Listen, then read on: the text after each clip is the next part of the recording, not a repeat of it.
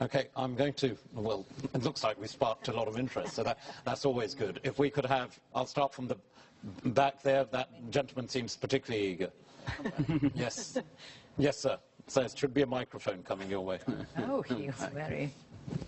Thank you, Mr. Chairman. I'm Surya Prakash. I'm chairman of Prasar Bharati, which is the Broadcasting Corporation of India.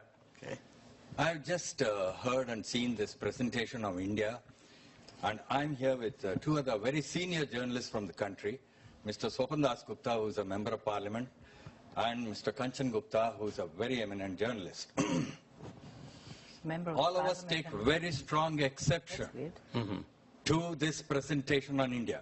If this audience were to leave this hall today with that kind of image of India, I will tell you democracy across the world will be in very serious jeopardy.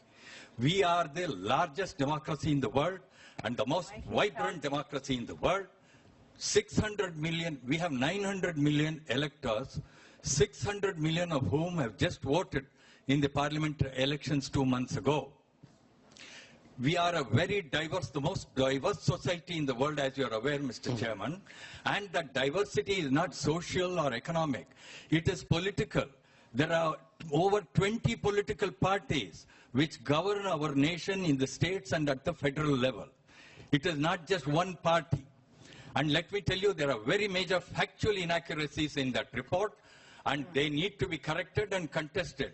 The 1984 riots, as a journalist in the Indian Express, I have covered those riots.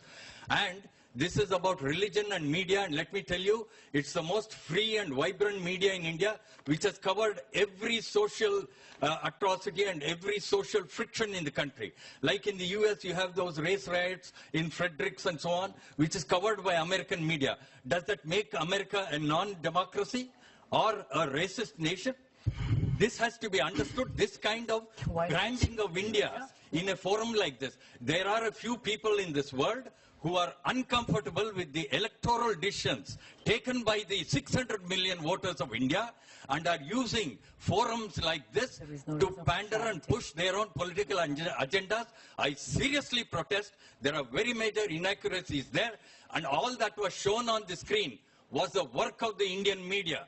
The Indian media is very sensitive to issues pertaining to the minorities. And everything that happens there is reported widely in this, in our country and across the world. And therefore to say that the media is one-sided or this, that, and is absolutely false. This is religion and the media. The Indian media is very sensitive to minorities, whether linguistic or religious. I want all these points to be please noted. No, first of all, sir, thank you. And I think, you know, I said in my own comments as well that India is the largest democracy, as you rightly articulated, and equally that those who have committed such acts because of the strength of the justice system should be held accountable. I know India well. My heritage is Indian. And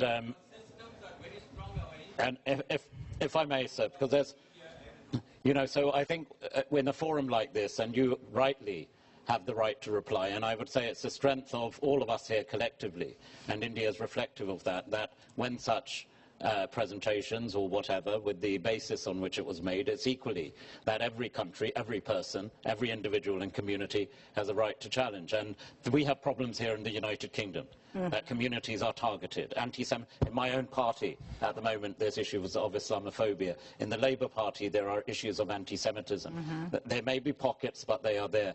The right to challenge exists, and we, of course, respect and regard the strength of Indian democracy and the fundamentals on which Indian democracy is based. And I don't think that, if it did come across in that way, certainly I don't think that was in essence, but the point of religious persecution, I know, is well understood, sir. So thank you for the point, but also thank you for the point that you've illustrated that the systems of governance are robust and the media is part and parcel of a democratic fundamentals.